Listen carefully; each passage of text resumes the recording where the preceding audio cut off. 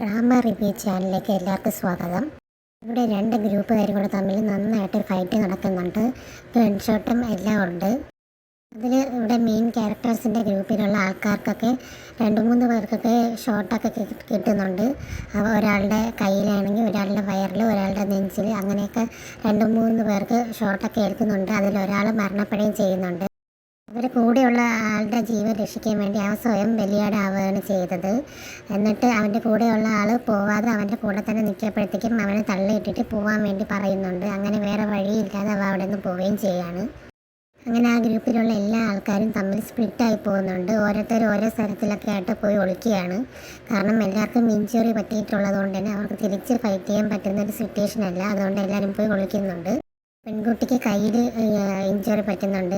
അപ്പോൾ ഇവനാണെങ്കിൽ ആ പെൺകുട്ടി രക്ഷിച്ച് അവളെ ഷൂട്ട് ചെയ്യാൻ വരുന്ന ആളുടെ മുമ്പിൽ നിന്ന് എസ്കേപ്പ് ആക്കുന്നുണ്ട്.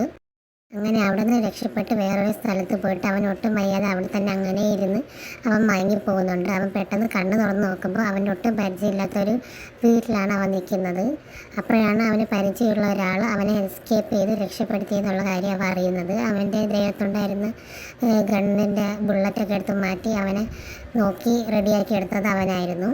അടുത്തൊരു വീഡിയോ ആയിട്ട് വീണ്ടും വരുന്നതായിരിക്കും. അതുവരെയ്ക്ക് എൻ്റെ ചാനൽ സബ്സ്ക്രൈബ് ചെയ്ത് സപ്പോർട്ട് ചെയ്യുക. Thank you.